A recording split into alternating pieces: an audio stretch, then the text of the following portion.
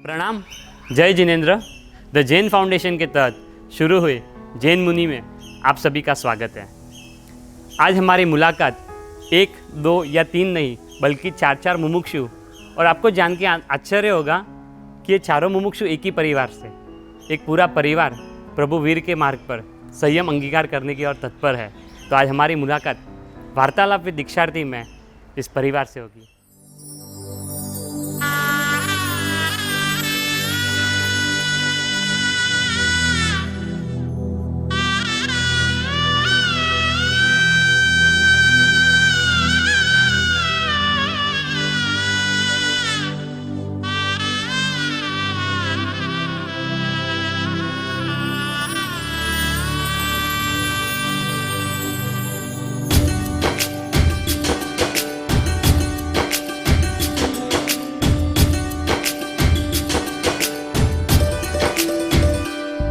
जेना पावन पगला थी धरती धबकार करे, जेना पावन पगला थी धरती धबकार करे। ने वीर प्रभु नो वेश धरी संयम शृंगार करे, ने वीर प्रभु नो वेश धरी संयम शृंगार करे।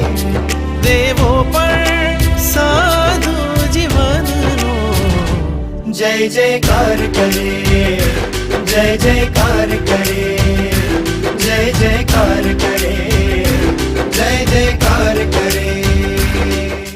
प्रणाम राकेश भाई, प्रणाम डिम्पल बहन, प्रणाम महिमा बहन, चैत्य भाई प्रणाम। राकेश भाई, एक क्वेश्चन था कि बचपन से जैन धर्म मिला है, घर पे संस्कार भी रहेंगे, परंतु धर्म के प्रति जो विशेष रुचि आपकी हुई, धर्म में विशेष प्रगति, तो उसका स्टार्ट पॉइंट क्या था? मैं बोला बचपन से ही धर्म मिला है, बहुत जन को मिला है, लेकिन मेरे ऊपर देव गुरु की इतनी कृपा रही कि मेरे मम्मी पापा, मेरी तीनों बहन हुआ है, तीनों बहन तीनों भाई हमेशा से प्राथमिक कक्षा का धर्म तो करते ही थे।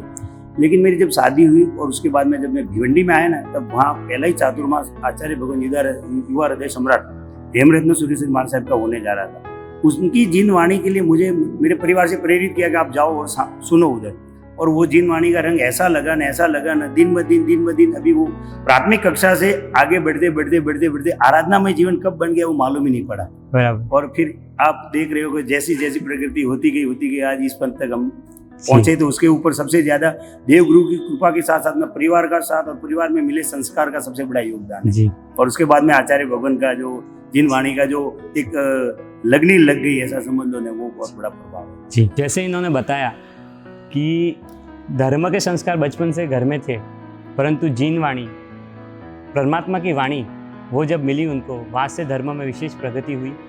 वहाँ से धर्म का जो शुरुआत बोलते हैं, आज जहाँ पे पहुँच रहे हैं, संयम मार्ग में जहाँ तक जा रहे हैं, तो उसकी शुरुआत जिन वाणी से हुई। डिम्पल बहन, इनके परिवार में धर्म सहज बचपन से था, जन्म के साथ धार्मिक प्रवृत्ति थी। आपके जीवन में धर्म की शुरुआत या धर्म का प्रवेश किस तरह हुआ? शादी के बाद या शादी के पहले से आपके संस्कार धार्मिक थे? पहले से ही हमारे परिवार में भी धर्म के संस्कार थे। कंदमूल रात्रि भोजन बचपन से ही त्याग था। लेकिन 15 साल की हुई तब हमारे गांव में शादी के बाद का चौमासा हुआ, और उस टाइम में माँ साहब के सत्संग से धर्म में आगे बढ़ा, और उस टाइम से धर्म ज़्यादा पसंद आने लगा।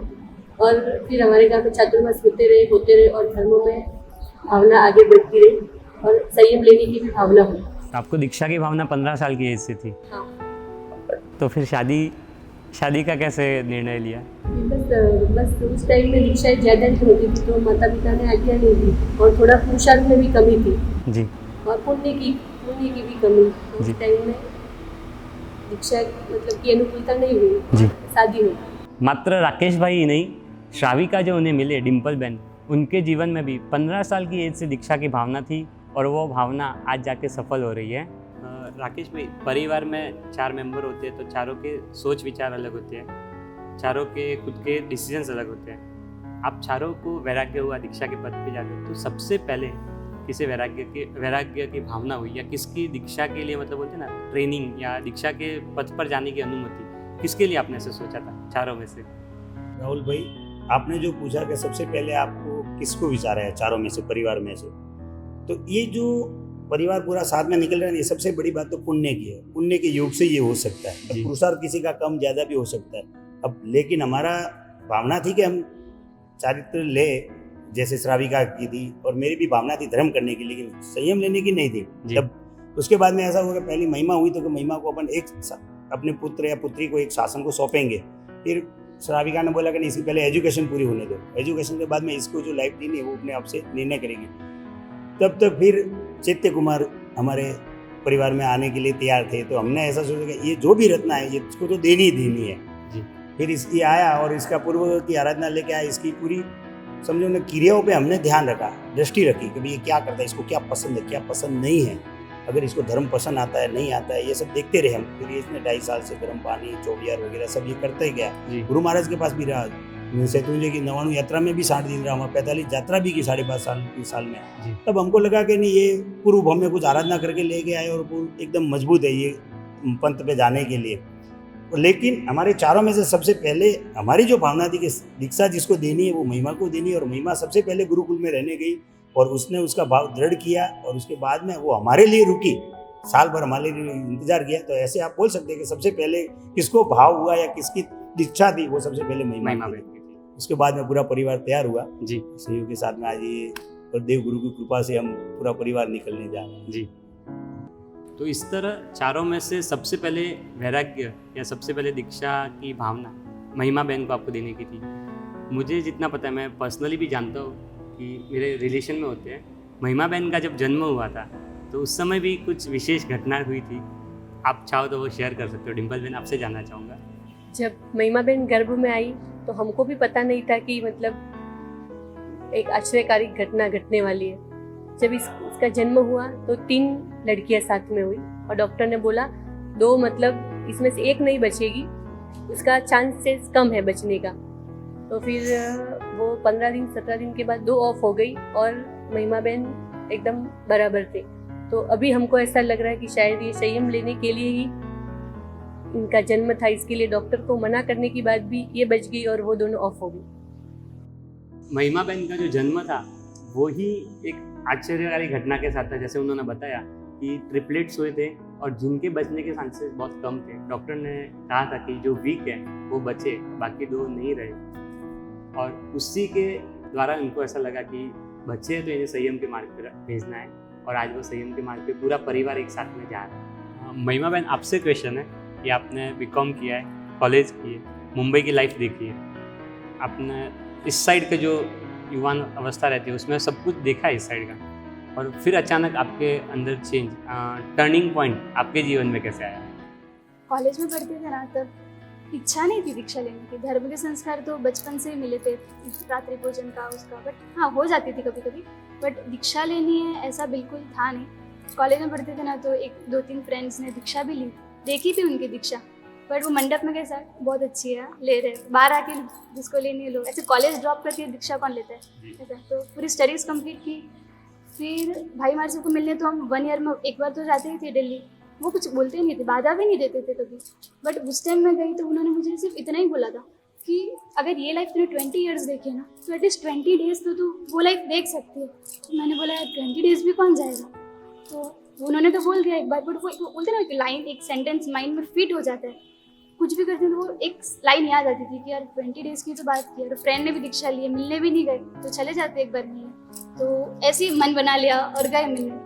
गए तो उस समय एक्चुअली ना चौमासा, हमारा जो चौमासा था ना वो प्रवृत्ति नहीं पर पुण्य रेखा श्री जी महाराज सबके साथ था। तो 75 साध्वी जी एक ही उपाश्रम में रुके हुए थे। तो वो एक ही उपाश्रम में वो जो एनवायरनमेंट था ना उनका, वो देख के ऐसा हुआ कि ये सब लोग अलग अलग स्टेट से, अलग अलग स्वभाव वाले, अलग अलग नेचर, अलग अलग डिग्री, सब कुछ अलग है, फिर भी एक साथ इतने अच्छे से रह रहे हैं। तो कुछ तो इस लाइफ में भी होगा। मतलब दीक्षा का कोई इंटेंशन नहीं, सिर्फ देखना था कि वहाँ पे कैसे रहते हैं। देखा, रोज वाचना होती थी साध्वी जी महाराज साहब की, स्पेशली मुमुक्षों के लिए होती थी, पर उसमें जाती नहीं थी, बट जो वाचना होती थी ना वो सुनती भी थी कभी कभी। तो ऐसा होता था कि नहीं दीक्षा तो नहीं ले, दीक्षा लेने के बाद बहुत दूर पड़ी कि समझ तो सकते ना क्यों लेनी है। महाराज साहब क्या करते थे, आज ये महाराज साहब की स्टोरी सुनाई, आज कल वो महाराज साहब की स्टोरी सुनाई, तो सबकी अलग अलग स्टोरी सुनते थे। तो वो इस स्टोरी से कुछ ये सीखने मिला, वो स्टोरी से कुछ सीखने मिला। तो ऐसा होता था कि दीक्षा लेंगे तब लेनी पड़ी, पर और रुकने तो आ ही सकते। 1 मंथ, मैं 1 मंथ के लिए भी नहीं गई थी, ओनली 20 डेज रुकने गई थी।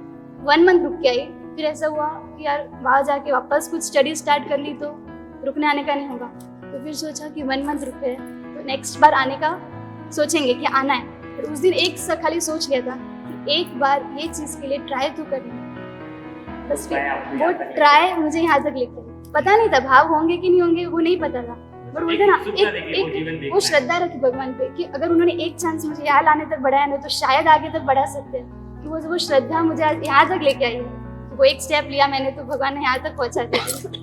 सिर्फ एक उत्सुकता थी कि यहाँ का 20 साल जीवन देखा है तो 20 दिन उधर रह के आए, उधर का जीवन देखे। भाई महाराज साहब का एक सेंटेंस जो उनको इस पार्क पर तो लेके आया, साथ में परिवार को, पूरे परिवार को इस संसार से दूर संयम के मार्ग पर लेके जा रहा है। राकेश भाई, चेत्ते भाई की एज मात्र 9 साल की है, अभी 9वें साल में प्रवेश किया, 8 साल पूरे हुए।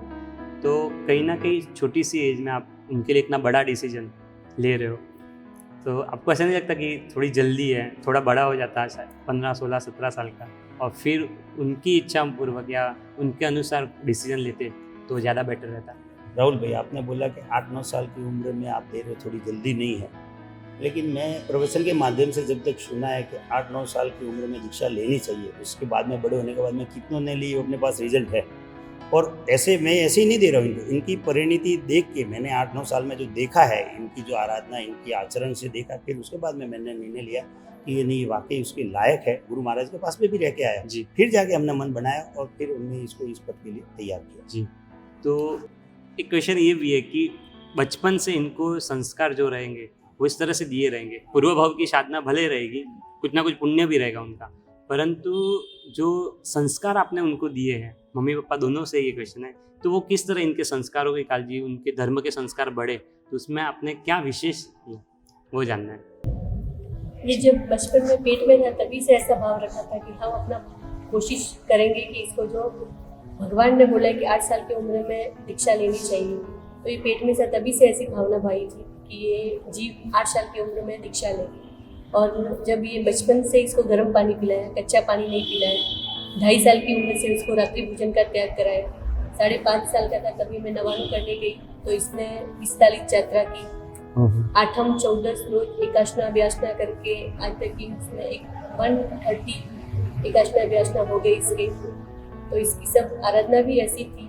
और जब से ये बोलना चालू किया तभी से इसको रोज एक एक लाइन पढ़ा के आज इसका धार्मिक अभ्यास भी अच्छा हो चुका है। तो हमने हमारी कोशिश की, लेकिन इसकी ही पूरे भाव की साधना है कि भगवान ने जो बोला था इस उम्र में ये एकदम रेडी हो गया। जी, बहुत सारा को ऐसा लगता है कि बहुत छोटी सी एज में ले रहे हैं, परंतु इनकी परिणति, इनके संस्कार मात्र 2.5 साल की एज से रात्रि भोजन त्यागे हैं, कभी कच्चा पानी मुंह में डाला ही नहीं है। शत्रुंजय की यात्रा, जितनी आराधना बताई, 8म 14 को एकाशना वगैरह, तो मम्मी पापा ने उनको तपासा है, टेस्ट किया है और फिर इस डिसीजन पे पहुँचे हैं। चेत्ते भाई, आप दीक्षा के मुहूर्त के बाद सब जगह आपके पगलियाँ होते रहेंगे, वायना के लिए बुलाते हैं, सब जगह आप तीर्थ यात्रा के लिए जाते हो, तो उसमें जब भी आपको लोगों से इंटरेक्शन होता है, आपको कुछ ना कुछ क्वेश्चन वो पूछते रहेंगे, तो ऐसे कौन से क्वेश्चन आपको पूछेगा? जहाँ पर भी वायना करने जाता हूँ सब जन मेरा स्वागत करते हैं, अच्छे से वायना भी कराते हैं, फिर लास्ट में एक ही सवाल पूछते हैं, दीक्षा क्यों ले रहे हैं? तो आप क्या बोलते हो? तो इसका कि संसार के हर एक क्रिया में पाप है। कौन कौन सी क्रिया में? पृथ्वी का है, अब का है, देव का है, वायु का है, वनस्पति का है, फिर टीवी, मोबाइल, पानी, पंखा, सब में जीव है। तो आप उनसे बचोगे कैसे? दीक्षा लेंगे। मात्र 9 साल की एज है और ज्ञान बहुत गंभीर है इनका। जहाँ पे भी जा रहे हैं सबने एक ही क्वेश्चन इनको मैक्सिमम टाइम पूछा है कि दीक्षा क्यों लेनी है, और बहुत ही सुंदर जवाब दिया कि पापों से बचने के लिए। यहाँ रह के संसार में हर एक प्रवृत्ति में पाप है, इनको इतनी छोटी सी एज में समझ में आ गया है और आज हम अब तक नहीं समझ पाए। वार्तालाप विद दीक्षार्थी के इस एपिसोड में आज हमने चारों मुमुक्षु के बारे में बहुत सारी ऐसी घटनाएं जो सामान्य नहीं थी उसके बारे में जाना। इसी वार्तालाप को हम कंटिन्यू करेंगे नेक्स्ट पार्ट में भी। प्रणाम।